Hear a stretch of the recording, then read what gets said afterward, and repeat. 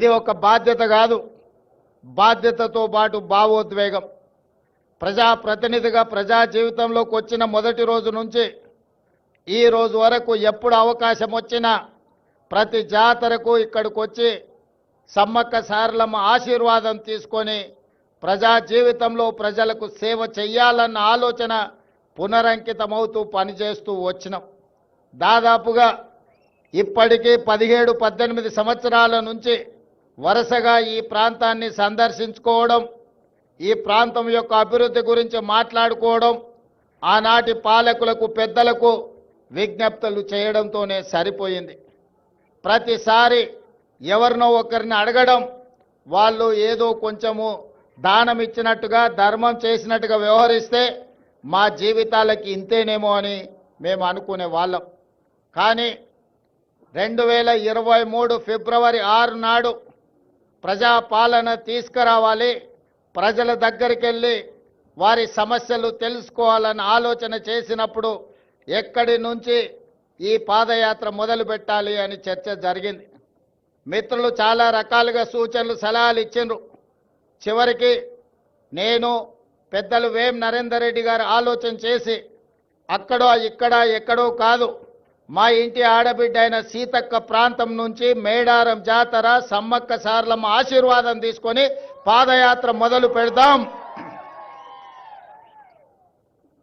ఒక సంకల్పం తీసుకొని బయలుదేరిన వాళ్ళు ఎవరు చరిత్రలో ఓడిపోలేదు. కాబట్టి ప్రజలకు ప్రజాపాలన అందించాలన్న సంకల్పంతో మనము సమ్మక్క సారలమ్మ ఆశీర్వాదం తీసుకొని బయలుదేరదామని ఆనాడు ఇక్కడి నుంచి పాదయాత్ర మొదలుపెట్టినాం. సరిగ్గా 2 రోజులు 3 రోజుల ముందే సీతక్కకు చెప్పినాం. సీతక్క అన్నది, అన్న సమయం లేదు, 24 గంటలు 48 గంటల్లో ఈ కార్యక్రమం చేయడం కష్టమవుతుందేమో అని.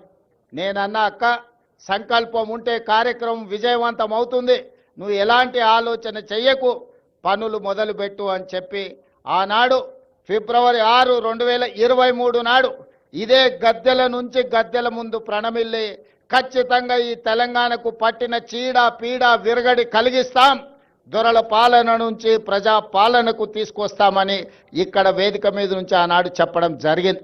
అందుకే మిత్రులారా, ప్రజలు ఆశీర్వదించారు, అవకాశం వచ్చింది. ఈనాడు అభివృద్ధి కార్యక్రమాలు చేయాలన్న సంకల్పంతో ముందుకు వెళ్తున్నాం. అభివృద్ధి అంటే అద్దాల మేడలు రంగుల గోడలే కాదు, ప్రజల జీవన ప్రమాణాలు పెంచాలి. ముఖ్యంగా ఆదివాసీలు అంటే ఈ దేశం యొక్క మూలవాసులు. ఆ ఆదివాసీల యొక్క, గిరిజన సోదరుల యొక్క, లంబాడి సోదరుల యొక్క అభివృద్ధిని ఏ ప్రభుత్వం అయితే భుజాల మీద మోస్తుందో అదే ఆ ప్రాంతం యొక్క ప్రజల యొక్క అభివృద్ధి అని నేను సంపూర్ణంగా విశ్వసిస్తున్నా. అందుకే ఈనాడు ఆదివాసీ ప్రాంతాలలో, తండాలలో, గూడాలలో, మారుమూల పల్లెల్లో వాళ్ళ యొక్క సంక్షేమానికి, వాళ్ళ యొక్క అభివృద్ధి కార్యక్రమాలకి ఈరోజు ప్రభుత్వం ప్రణాళికలు అందిస్తుంది. ఈరోజు ప్రతి నియోజకవర్గానికి 3,500 ఇండ్లు, 4,50,000 ఇందిరమ్మ ఇండ్లు పేదోళ్ళకు అందించిన తర్వాత మరి ఆదివాసీలు గిరిజనులకు సరిపోవడం లేదు అని నా దృష్టికి ఎమ్మెల్యేలు తెస్తే ఐటీడీఏ ప్రాంతాలలో అదనంగా గిరిజనులకు, ఆదివాసీలకు మళ్ళీ 22,000 ప్రత్యేకంగా ఇండ్లు ఇచ్చి ఆదివాసీ బిడ్డలు ప్రతి వాళ్ళు సొంత ఇంటిలో ఉండాలి అని మన ప్రభుత్వం ఈరోజు ప్రణాళికలు తీసుకున్నది. ఈ విధంగా ఏ విషయం వచ్చినా వాళ్ళకి ఇవ్వాల్సిన వాటా కోట ఇవ్వాల్సిందే, అదనంగా ఇంకొంత ఇవ్వాలి. ఎందుకంటే దశాబ్దాలుగా వాళ్ళకు అన్యాయం జరిగింది, నష్టం చేకూరింది. కాబట్టి వాటిని సరిదిద్దడానికి ప్రయత్నాలు చెయ్యాలి అని చెప్పి ఈరోజు మన ప్రభుత్వం ముందుకు వెళ్తుంది. అందుకే ఈనాడు సన్న బియ్యం ఇచ్చిన, రేషన్ కార్డులు ఇచ్చిన, రైతు రుణమాఫీ చేసిన, రైతు భరోసా పథకాన్ని అమలు చేసిన, ఇందిరమ్మ ఇండ్లు ఇచ్చిన, ఈరోజు దేవాలయాల అభివృద్ధి కార్యక్రమాలను చేపట్టిన, ఆదివాసీలను, గిరిజనులను దృష్టిలో పెట్టుకొని వాళ్ళకి ఏ విధంగా మేలు జరుగుతుందో దాని ప్రకారం ప్రణాళికలు సిద్ధం చేసుకొని ఈనాడు మన ప్రభుత్వం ముందుకు వెళ్తుంది. గతంలో లేనంత గొప్పగా ఈనాడు దళితులకు, గిరిజనులకు మన మంత్రివర్గంలో కానీ మన ప్రభుత్వంలో కానీ ఎంతో ప్రాధాన్యత ఇవ్వడం జరిగింది. పరిపాలనలో భాగస్వాములు చేసుకుంటూ ప్రణాళికబద్ధంగా వాళ్ళ అభివృద్ధి కోసం నిర్ణయాలు తీసుకుంటూ ముందుకు వెళ్తున్నాం. ఇవాళ మిత్రులారా, ఈ కార్యక్రమం ఈరోజు సమ్మక్క సారలమ్మ గద్దెల మరియు ప్రాంగణ అభివృద్ధి పునర్నిర్మాణ కార్యక్రమము జీవితంలో వచ్చిన గొప్ప అవకాశం. ప్రతి మనిషి జన్మిస్తుంటాడు, మరణిస్తుంటాడు, కానీ కొద్ది మందికే అరుదైన అవకాశాలు వస్తుంటాయి. ఈనాడు నాకు మా సీతక్కకు ఒక అరుదైన అవకాశం సమ్మక్క సారలమ్మ గద్దెలు మరియు ప్రాంగణ పునర్నిర్మాణం. ఈ జన్మలో దక్కిన గొప్ప గౌరవం. సీతక్క చెప్పినట్టుగా తన జన్మ ధన్యమైంది. ఒక్కసారి గుట్టల మీద నుంచి అమ్మను గద్దెల మీద కూర్చోబెట్టే అవకాశం వస్తే నాకు ఈ జన్మకు చాలు అనుకుంది. కానీ గతంలో ఇతరుల దగ్గరికి వెళ్ళి రిప్రజెంటేషన్స్ ఇచ్చి మాకు నిధులు ఇవ్వండి అని అడిగే పరిస్థితి ఉండే. ఫిబ్రవరి 6, 2023 నాడు ఇదే ప్రాంతం నుంచి నేను చెప్పిన, రాబోయే రోజుల్లో ఇతరులను యాచించడం కాదు, సీతక్కనే సంతకం పెట్టి నిధులు మంజూరు చేస్తుంది, సీతక్క ప్రభుత్వంలో భాగస్వామి అవుతుంది అని ఆనాడు చెప్పడం జరిగింది. ఈనాడు చేసి చూపిస్తున్నాం. సమ్మక్క సారలమ్మ ఈ ప్రాంత అభివృద్ధి కోసం నిధులకు వెనక్కి అడుగు వేసే సమస్యనే లేదు. ప్రభుత్వానికి నిధుల సమస్య ఉండొచ్చు, అవసరమైతే ఇంకెక్కడైనా తగ్గిస్తాం, కానీ సమ్మక్క సారలమ్మ యొక్క అభివృద్ధి కోసం ఎన్ని కోట్ల రూపాయలైనా ప్రభుత్వం విడుదల చేస్తుంది, సరైన సమయంలో పూర్తి చేస్తుంది. నిర్మాణ కార్యక్రమం మాదై ఉండొచ్చు, కానీ గిరిజనుల యొక్క సాంప్రదాయాన్ని కాపాడుకునే బాధ్యత వాళ్ళదే. అందుకే ప్రభుత్వం ప్రణాళికలు రచించి ప్రభుత్వమే నిర్మించడం కాదు, ప్రణాళికల్లో ఆదివాసులను భాగస్వాములను చేసినాం. సాంప్రదాయాన్ని పరిరక్షించడంలో ఆదివాసులను భాగస్వాములను చేసినాం. రేపు జరగబోయే పునర్నిర్మాణంలో కూడా ఆదివాసీలను భాగస్వాములను చేస్తున్నాం. అందులో ఉండే రీసెర్చ్ స్కాలర్స్ని, అదేవిధంగా సాంప్రదాయాన్ని కొనసాగిస్తున్న వాళ్ళ వారసులను అందరినీ కూడా ఇందులో భాగస్వాములను చేసినాం. మామూలుగా సిమెంట్ కట్టడాలు కడితే అత్యధికంగా 100 సంవత్సరాలు మాత్రమే ఉంటుంది. సిమెంటుతో కట్టిన ఏ కట్టడం దాని జీవన ప్రమాణము, జీవిత కాలము అత్యధికంగా 100 సంవత్సరాలు. కానీ రాతి కట్టడాలతో కడితే వందల వేల సంవత్సరాలు ఉంటుంది. దానికి ఉదాహరణే మీ ప్రాంతంలో ఉన్న రామప్ప దేవాలయం.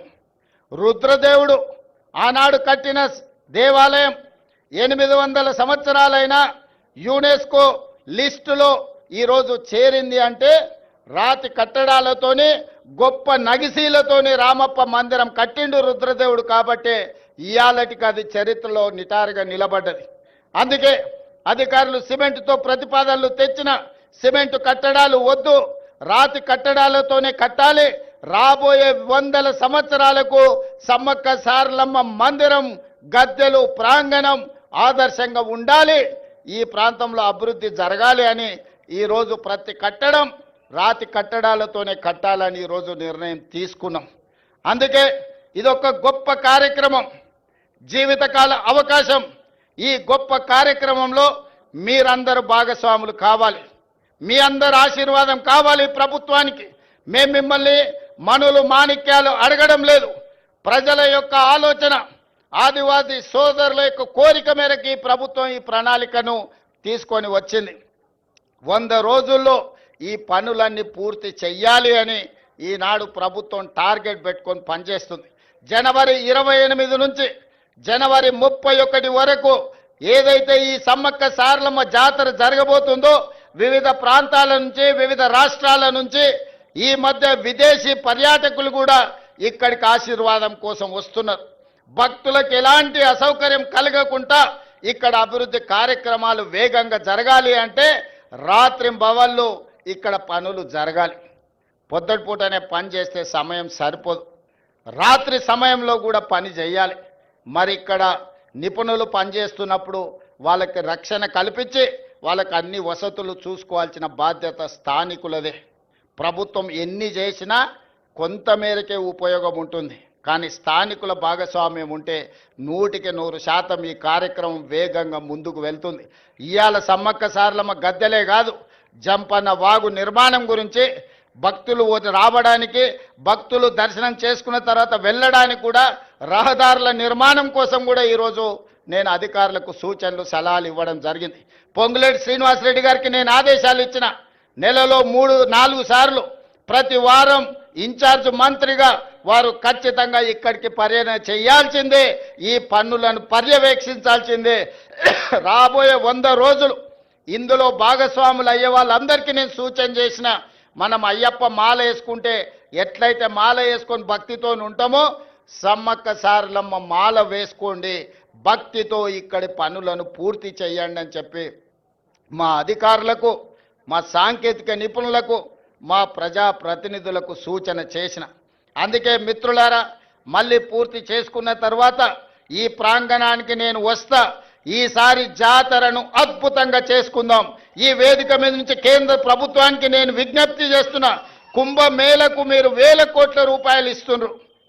మరి మా ఆదివాసీ కుంభమేళకు కేంద్ర ప్రభుత్వం ₹1 ఇవ్వడానికి కానీ, జాతీయ పండుగ గుర్తించడానికి కానీ వాళ్ళకి ఎందుకో మనసు రావడం లేదు. దయచేసి కిషన్ రెడ్డి గారు, బండి సంజయ్ గారు, ఈ ప్రాంత ప్రజల ఆశీర్వాదంతోనే మీకు ఆ హోదా వచ్చింది. నరేంద్ర మోడీ గారు ఈ దేశానికి ప్రధానమంత్రి అయినరు. ఇప్పటికైనా ఆలోచన చేయండి. కుంభమేళనే కాదు, ఉత్తరప్రదేశ్లో ఉన్న అయోధ్యనే దేవాలయాలు కాదు, ఈనాడు తెలంగాణ ప్రాంతంలో ములుగు అడవుల్లో ఇక్కడ ఉన్న సమ్మక్క సారలమ్మ కూడా ఒక గొప్ప దేవాలయం, ఒక చరిత్ర ఉన్నది.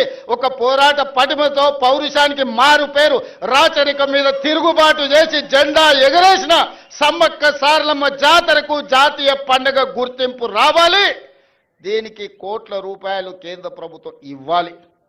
ఇవ్వకపోతే మీ ఇష్టం, నేనేం అనను. కానీ సమ్మక్క సారలమ్మ అన్ని గమనిస్తున్నాయి. ఎందుకంటే ఇవాళ ఉదయం బయలుదేరే ముందు వర్షం ఉంటుంది, హెలికాప్టర్ పోదు సార్ అన్నారు. అంటే నేను అన్నా, మీరేం చింత చేయకండి, ఏర్పాట్లు చేసుకోండి, సమ్మక్క సారలమ్మ వచ్చే అడ్డంకులను అన్నీ తొలగిస్తుందని మా అధికారులకు నేను చెప్పిన.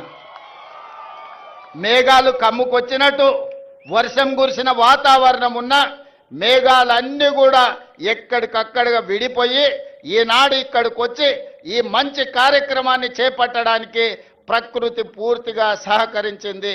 ఇవాళ ప్రకృతి ఒడిలో, ప్రకృతి వనంలో ఈరోజు ప్రకృతికే దేవతగా, దేవుళ్ళుగా ఈరోజు మనం కొలుసుకుంటున్న సమ్మక్క సారలమ్మ గద్దె మరియు ప్రాంగణ పునర్నిర్మాణానికి ప్రకృతి పూర్తిగా సహకరించింది.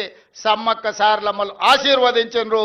ఇక మనం ఈ సంకల్పం తీసుకొని కార్యక్రమం పూర్తయ్యే వరకు మనందరం కష్టపడి పనిచేద్దామని తెలియజేస్తూ